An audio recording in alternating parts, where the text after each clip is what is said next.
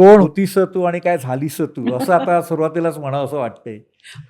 हो, खरंच मी कोण होते आणि काय झाले हा हां, माझा प्रवास माझ्या डोळ्यासमोर असाच आहे. कारण मी हां, आधी कायम पॉझिटिव्ह भूमिका केल्या. हां. जसं तुम्ही म्हणालात तसं 2016 पासून निगेटिव्ह भूमिका माझ्या वाट्याला आल्या. म्हणून हे वाक्य ॲक्चुअली तंतोतंत लागू पडतंय. पण हे तुझ्या वाट्याला कशी काय आली खलनायिका? माझ्या खरं ध्यानीमनी पण नव्हतं, की मी माझ्या अभिनयाच्या कारकिर्दीत कधी खलनायिका साकारेन.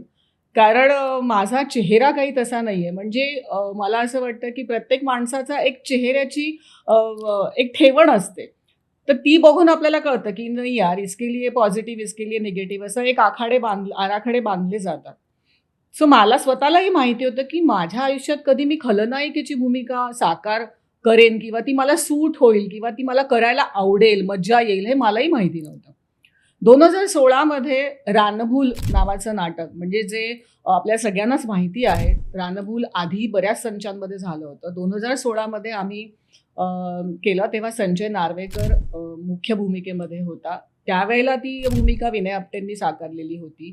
प्रल मयेकर मोठे दिग्गज लेखक त्यांचं नाटक करायला मिळणं खरंच माझं मोठं भाग्य. जेव्हा प्रोड्युसरनी मला फोन केला, तेव्हा विचारलं, की असं-असं आम्ही नाटक करतो आहोत आणि नाटक तर कोणाला करायला आवडणार आहे. मला असं वाटतं, की कुठच्याही अभिनेत्रीला किंवा अभिनेत्याला नाटक करायला मिळणं आणि ज्यांनी आपलं करिअर नाटकापासून सुरुवात केलंय. पहिलं पाऊलच रंगमंचावर टाकलं आणि आपल्या अभिनय कारकिर्दीला ज्यांची नाटकापासून सुरुवात झाली आहे, रंगमंचापासून सुरू झालंय, तर त्यांना नाटक म्हणजे जिव्हाळ्याचा विषय. म्हणजे मला असं वाटतं नाटक म्हणजे श्वास अभिनेता आणि अभिनेत्रीचा. ज्यांनी आपली रंगमंचापासून कारकीर्द सुरू केली.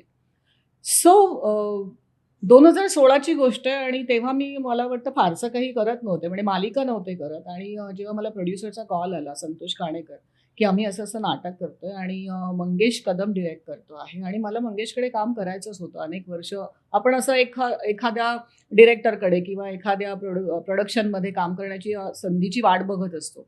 ती संधी चालून आली. पण जेव्हा त्याने मला सांगितलं, की नंदिनी असा-असा रोल आहे आणि निगेटिव्ह रोल असणार आहे हा. बरं नाटक मला माहिती होतं कारण माझ्या तरुणपणी पण मी ते नाटक पाहिलं होतं आणि आय वॉज झॅप्ड. मी म्हटलं, "अरे तू मला विचारतोयस, तू नंदिनी वैद्यलाच कॉल केलायस ना? अ, तुला निगेटिव्हसाठी माझा तू विचार करतो आहेस?" तर मी आत्तापर्यंत कधीच काही केलेलं नाही असं. तर तो म्हणाला, "नाही, आम्हाला खात्री आहे की तू करू शकशील." मग म्हटलं, "अरे वाह! ही तर माझ्यासाठी चांगली संधी आहे." कारण कुठल्याही कलाकाराला अनेक प्रकारच्या भूमिका करायला आवडतं. मग ती पॉझिटिव्ह असेल, निगेटिव्ह असेल, कुठचेही कंगोरे असलेले बेसिकली रोल्स असतील, ते करायला आवडतात. तो वाट बघत असतो आणि आय वॉज लाइक की डन मग मला आवडेल. मग मग ती प्रोसेस सुरू झाली. मग तालमी झाल्या, प्रयोग झाले आणि मला ती त्या नाटकातल्या म्हणजे त्या रोलचं नाव होतं प्रिया. मला ती अच्छा. प्रिया आवडायला लागली आणि प्रियाचं कॅरेक्टरच असं होतं, की ती अभिनेत्री असते आणि एका ठराविक ठराविक वयानंतर अभिनेत्रींचा म्हणजे तो एक तुमचा काळ असतो आणि तो काळ तुमचा थोडासा संपत आलेला असतानाचं ते फ्रस्ट्रेशन कुठल्याही कलाकाराला मे बी येतं, की आधी आपण हिरो-हिरोईनची कामं केली. मग ते वयाच्या मध्यापर्यंत आल्यानंतर किंवा कारकिर्दीच्या मध्यापर्यंत आल्यानंतर जे काही रोल्स तुमच्या वाट्याला येतात, ते ऑब्व्हियसली थोडेसे वेगळे असतात. मग ते कॅरेक्टरच तसं होतं. म्हणजे आता मला वेगळं सांगायला अनेक लोकांनी रानभूल बघितलं असणार आहे. आपल्या तुम्ही तर बघितलेलंच असणार आहे. कारण ते तुम्ही त्यावेळेला तर होतातच हो. तुम्ही तर आधीपासून आहात. सो ते कॅरेक्टर तसं होतं, की ती अभिनेत्री असते आणि मग तिचा तो प्रवास कसा असतो आणि मग ते मला करायला खूप मजा आली. संजय नार्वेकर, भाऊ कदमनी अरुण नलावडेंनी जो रोल केला होता, तो भाऊ कदमनी केला होता. म्हणजे त्याच्यासाठी सुद्धा हा वेगळा रोल होता. म्हणजे विनोदी नव्हता तो रोल. हं. वेगळ्या ढंगाचा रोल होता. सो टीम आमची खूप छान होती आणि तिथून माझं मत आहे निगेटिव्ह आणि मग मला ते आवडायला लागलं. मग मला असं वाटलं, की नाही हे मला आवडतंय करायला आणि हे हे करून मला समाधान मिळतंय. म्हणजे मग ते पॉझिटिव्ह मी असं म्हणणार नाही, की प्रत्येक पॉझिटिव्ह भूमिका रडूबाईच्याच काम करतात किंवा त्यांना सतत रडायचं असतं असं नाही. त्यालाही कंगोरे असतात.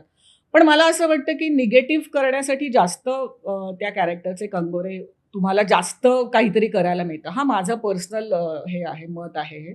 सो मला उलट नंतर मग मी आय वॉज एक्स्पेक्टिंग की नाही मला आता निगेटिव्हच करायचं आहे आणि फॉर्च्युनेटली मला नंतर सगळ्या भूमिका निगेटिव्हच मिळाल्या. सगळ्या. म्हणजे मी मालिका केल्या अनेक. त्या सगळ्या मालिकांमधनं मला सोनीची त्यावेळेला कुसुम नावाची मालिका मराठीत होत होती. तिथे मला निगेटिव्ह, पहिली मालिका मिळाली निगेटिव्ह. त्याच्यानंतर मी साईबाबा नावाची फक्त मराठीची सिरियल होती, त्याच्यात मी निगेटिव्ह. मग तो मला आय थिंक मग तो प्रवास माझा सुरू झाल्यानंतर भाग्य दिले तू मला ही सिरियल, त्याच्यात मी निगेटिव्ह. आत्ताच जी माझी संपली कोण होतीस तू काय झालीस तू, ह्याच्यात मी negative. So I enjoyed my negative characters.